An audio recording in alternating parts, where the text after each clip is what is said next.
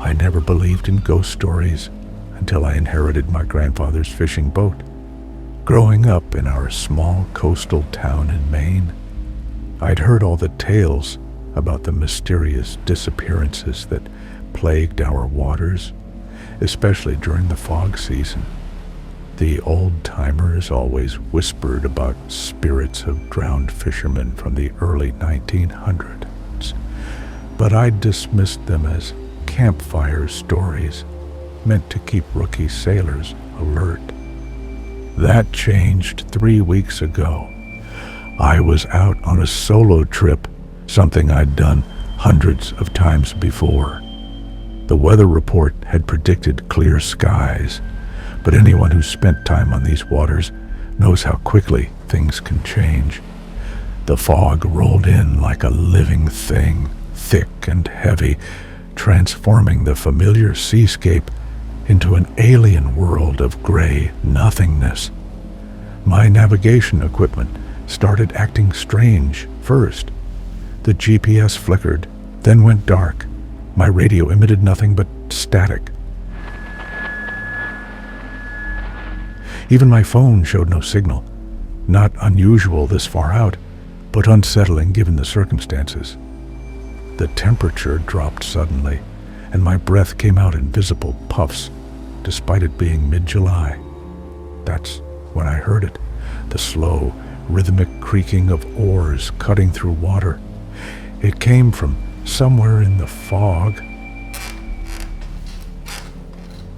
but I couldn't pinpoint the direction.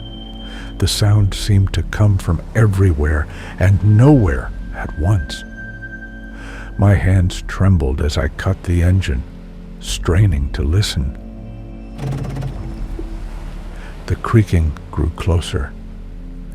Through the dense fog, I caught glimpses of something that shouldn't have been possible. The dark outline of an old wooden dory, the kind fishermen used a century ago. The same type that had overturned in these waters, claiming an entire crew. The silhouette was there one moment and gone the next, playing hide-and-seek in the fog banks.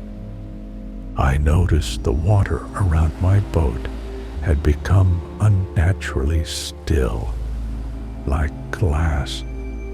The fog seemed to thicken, pressing against the windows of my cabin. The temperature dropped even further, and frost began forming on my windshield. In the middle of summer, the creaking stopped.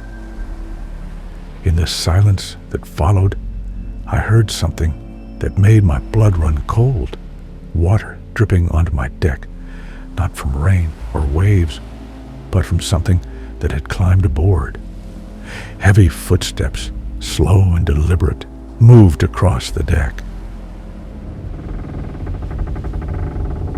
They were accompanied by the squish of waterlogged boots and the smell of rotting seaweed. I sat perfectly still in my cabin, barely breathing, as the footsteps made their way toward my door. Through the frosted glass I could make out a dark figure, tall, broad-shouldered, wearing what looked like old-fashioned oilskins. Water cascaded from its form, but something was wrong about the way it moved. Too fluid, too continuous, as if the figure itself was partially made of water. The handle of my cabin door began to turn, agonizingly slow. I did the only thing I could think of. I fired up the engine and gunned it, not caring which direction I went.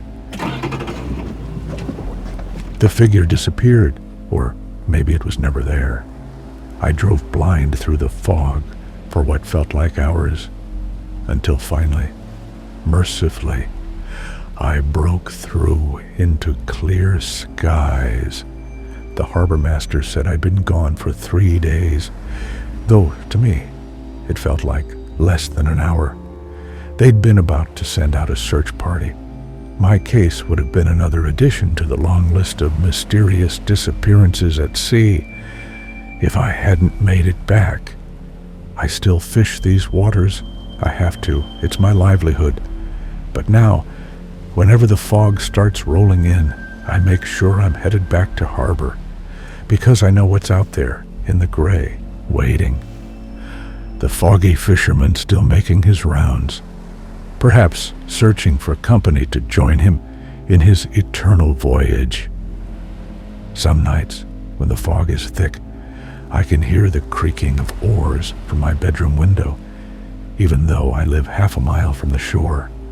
And sometimes, just sometimes, I catch the faint smell of seaweed and feel an unnatural chill in the air, reminding me that some legends are better left unquestioned.